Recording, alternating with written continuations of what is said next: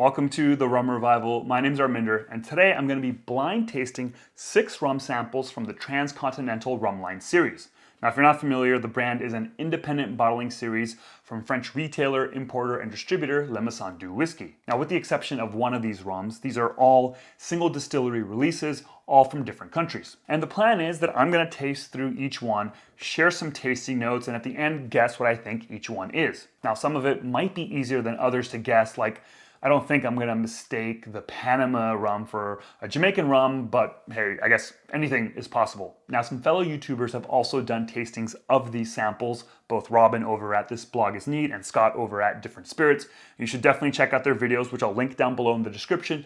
And you should give them a follow because they put out some great rum videos. All right, so what is in this lineup? Well, we have a Barbados release. This is from Foursquare. It's molasses base, a blend of pot calm still rums. It's aged 5 years in Barbados and then 1 year in France, all in ex-bourbon casks, and it's bottled at 55% ABV. And then there's the Jamaica release. It's from Worthy Park Estate. It's molasses base, all pot distilled. It's aged 4 years in Jamaica and then 1 year in Europe, and then it's bottled at 57.18% ABV. Next up is the Mauritius release from Gray's Distillery. This is molasses base, calm distilled, and then it's aged 3 years in New American Oak at the distillery and then bottled at 50% ABV. And then there's the Panama release. The distillery is not disclosed. It's molasses base, calm distilled, and then aged 6 years in Panama and bottled at 43% ABV. Then we have the Australia release. This is from Beanley Distillery. It's molasses base, pot distilled, aged 5 years in ex-bourbon casks in Australia, and then in France it's aged another 2 years in ex-cognac foeders. And then it's bottled at 48% ABV. And lastly, we have the High Seas. This is the brand's cocktail-focused rum, which is a blend of 3 different rums from 3 different countries. First up is a lightly aged calm still rum from Panama, specifically from Varela Hermanos. Then there's an unaged pot still high ester rum from Long Pond Distillery in Jamaica. And the third component is an unaged Grand Arome rum from Le Gallion in Martinique. Those 3 rums are blended together and bottled at 45% ABV. Now, besides the High Seas, which I have a bottle of, I'm not all that familiar with the rest of the rums in the lineup. Maybe I've had like 1 or 2, maybe like once or twice, and that's it. Okay, so with that out of the way, basically I've got the 6 samples here. I've covered the labels with some Post-it notes, and what I'm gonna do is kind of mix them up, grab one at random, pour it into glass, and do that for all 6. Start tasting through them, give tasting notes for each one. You'll see on the screen exactly what I'm drinking. I won't know. At the end then I will guess which one is which, for all 6, and then for each one I'll grab the sample bottle, pull off the Post-it to reveal what it is, and hopefully get them all right and pat myself on the back, I guess. Or, do really bad, and that's also okay because there's no stakes here, I guess. All right, so I've poured all 6 of the samples randomly into the glasses, and yeah, we're gonna get going, and we're gonna start with this one right here.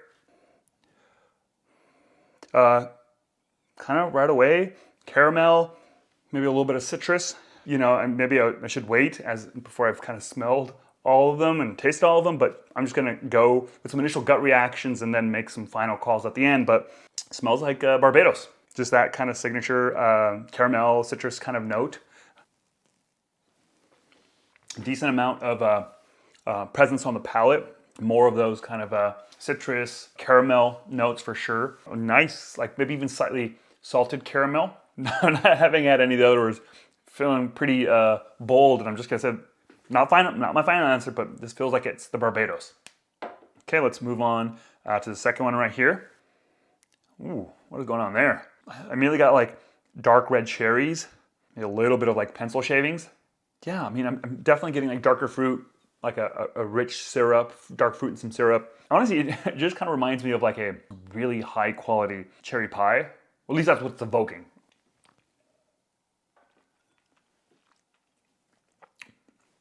Whoa, there's like some lychee, some tropical notes, but it's a little dirty. It's like a dirty tropical note, little kind of like slightly diesel or industrial in that lychee. And that's kind of a note where it's like lychee and that industrial kind of medicinal note that I've often used to describe certain rums from Trinidad, but there are no rums from Trinidad in this lineup. So yeah, getting some good amount of baking spices, losing not as much of the lychee anymore. I'm gonna guess maybe that, not my final answer, that might be the Australia, the Beanley. A few Beanleys I've had, I feel like I remember them having like a slightly kind of industrial or medicinal note. All right, let's move on to this third one here. What is that? A little tougher to get some of the aroma on this one. A little bit of like ammonia maybe. There is a fruity element. I don't know if it's like slight amount of like apple. A little bit of like maybe sour apple, like green apple. Am I tasting a little bit of like licorice as well maybe? Or smelling a little bit of licorice? Yeah, more of that licorice, slightly absinthe. On the palate, there's definitely baking spices. There is like this foundation of oak and, you know, like some of those notes that come with that, the caramels and the vanillas. Yeah, that is tough. What is that? That licorice note, not sharp to the point where it's unappealing, because I actually don't like licorice. That's not what this is. It's licorice, absinthe, but it's covered with that foundation of some of that barrel oak wood notes. Again, final answers at the end, but if I'm thinking that's the Barbados and I'm thinking that's the Australia, could that be the Mauritius? You know, I haven't had a whole lot of rums from Mauritius. Well, let's say 3 or 4 maybe at most. So that's doing something that's a little interesting. Okay, moving on to this fourth one here. Oh, this has some Jamaican on it for sure. Band-Aid kind of note as well. But I mean, I feel like that's pretty unmistakably Jamaican. But it could be the Jamaica, the Worthy Park release, or it could be the High Seas potentially, right? Which has that unaged rum from Long Pond. Yeah, I initially got a whiff of like tropical fruits, but now getting in there, it seems definitely funky, overripe, rotting, but less, some fruit, but also a lot of that kind of slightly more medicinal notes that come with it.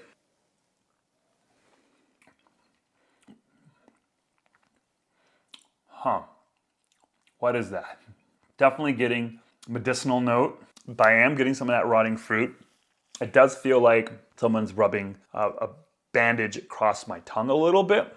Interesting. Yeah, I'm not going to definitively say that's the Worthy Park, the Jamaica release, or the High Seas, but it feels big on the palate, pretty intense on the palate.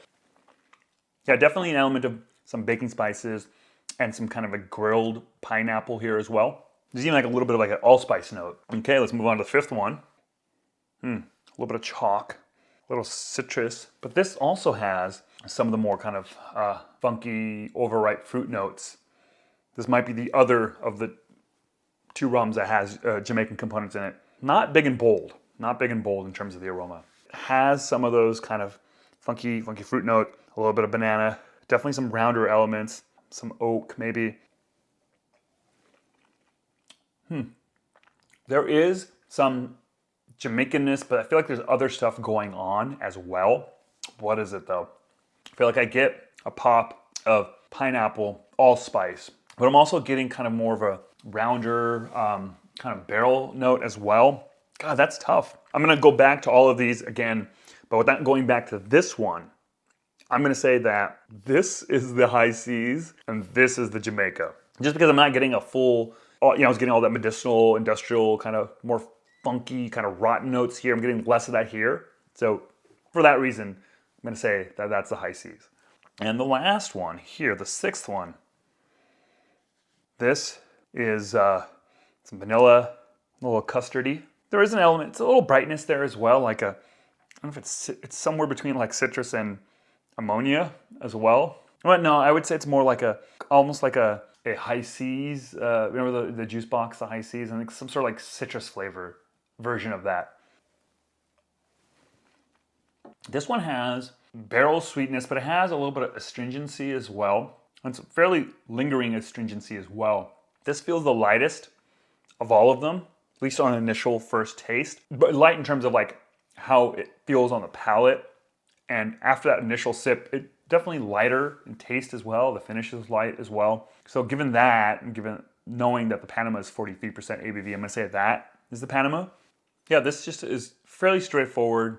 Some baking spices, a little bit of vanilla, a little bit of oak. Pleasant enough. My initial guesses, which I didn't say were my final answers, I said that this was the Barbados, this was the Australia, this was the, the Mauritius, and then this was the Jamaica, the Worthy Park release, this was the High Seas, and then that's the Panama. Yeah, I'm either super right or super wrong, or I guess somewhere in between.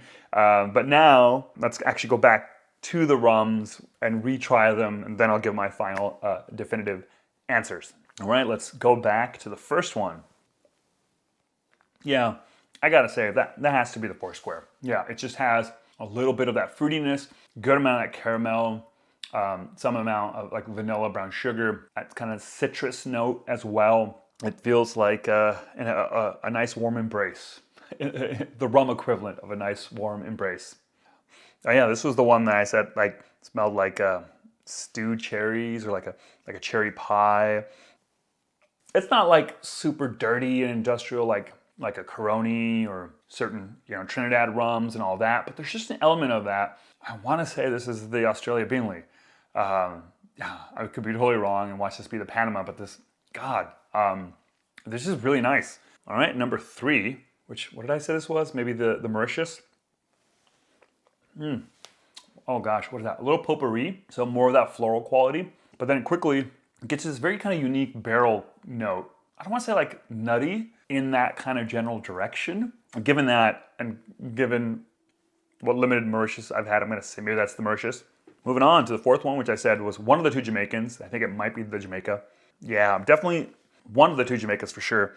But it's not just tropical overripe fruit. It's definitely a bit on the medicinal side or the industrial side. Though now I say that, the High Seas has that Grand Arome component, which has a lot of that, right? The Legalian Grand Arome, which I've had. I don't know if they make a number of different Grand Aromes or if they just make the one Grand Arome, because the Raising Glasses Paley's Fury is Grand Arome from Legalian. So if they only have like one mark when it comes to Grand Aromes, then if that's the case, that has some of those kind of industrial, medicinal, out there notes. So now I'm kind of thinking maybe this is the High Seas, at least on the aroma.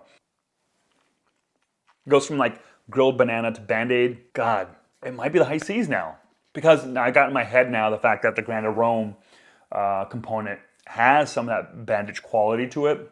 Okay, let's try this one, which I thought was the High Seas, but maybe it's the Jamaica. This is good. There's more banana here than I was getting here. I'm not really getting the bandage and all that. So I'm gonna say this maybe, we'll wait for finals, but I'm gonna say this is probably all Jamaica. And this is just a portion of that with that Grand Arome really dominating at some point on the palate. But this is delicious actually. And lastly, let's go back to this last one here. Yeah, this definitely feels the lightest, the most watery. Decent amount of flavor, but there's nothing unique, a little more traditional. There is a little hint of something that kind of plays a little bit in the slightly kind of medicinal note. It's the faintest thing. Okay, so having gone back and tried these a second time, I think I've relatively, based on my initial gut reaction, sticking with what I said, with the exception of flipping these 2 around. So I'm saying Barbados, Australia, Mauritius, High Seas, Jamaica, Panama. You guys obviously know if I'm right or not. I do not. But let's go see. So I'm going to start revealing. And this first one is Barbados. Okay, nice. Yeah. Oh man, thank God. Next up, hopefully the Australia release. We shall see. I really like this one. Whatever it is, I think I might want to grab a bottle. Mauritius. Oh man, I feel really dumb, but okay, well I am grabbing a bottle of this Mauritius 3-year. Man, that is delicious. I'm a huge fan of that. In my defense, I mean, Mauritius and Australia are close enough in that they are not in the Caribbean, so, that's pretty similar. Oh man, that must mean that this is the Beanley? Oh God, we'll see. Yeah, the Australia, okay, huh. All right, the one that I had the toughest time with. I thought I knew this for sure, but I was wrong here. The thing I had the toughest time with were these 2, so I don't know if that means I totally got it right or not. At this point, who knows? So initially, this was the one that I said that was Jamaica, but I've then since said it's now the High Seas, given that Grand Arome component. Let's see. Yes, High Seas. Woo. So this has to be the Jamaica. Oh my God, I hope it is. Yes, it is indeed the Jamaica, the 5-year Worthy Park. That is delicious. And this, of course, therefore, is the Panama, like I guessed. And it just felt the lightest.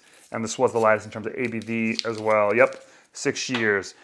So yeah, I actually kind of felt pretty confident before revealing this that I kind of had it right. Maybe I was a little slightly unsure about this, but I should have been focused on this instead, clearly. But that's okay, you know, that's all good. It is what it is. I'm kind of glad that I got to do this because man, oh man, do I really, really dig this, the Mauritius. Yeah, I hope that was fun. I hope that was interesting to watch. Hope you weren't laughing at me the entire time as I messed these up and almost messed these up. For 4 out of the 6 of them, I did all right, you know, like I had enough to be able to place certain characteristics. Like I felt like right away that was the Barbados, working with the Jamaican space, and this felt light enough on the palate that this was the Panama. Clearly these two messed me up, but you know, I had the least amount of experience rums from these two countries. So, you know, okay, in my defense, I don't know why I'm feeling so defensive. Okay, so that was my tasting of the Transcontinental Rum Line series. I'm curious, have you had any of these? Do you have a favorite? Is there one that really stands out to you? Let me know by leaving a comment down below. Now, if you're interested in checking out some exclusive behind the scenes content and first impressions videos where I try a rum for the very first time and give you my gut reaction to it, then consider checking out and supporting me on Patreon. I have tons of content there that I think you'll really like. Thanks so much for watching. Catch you next time. Cheers.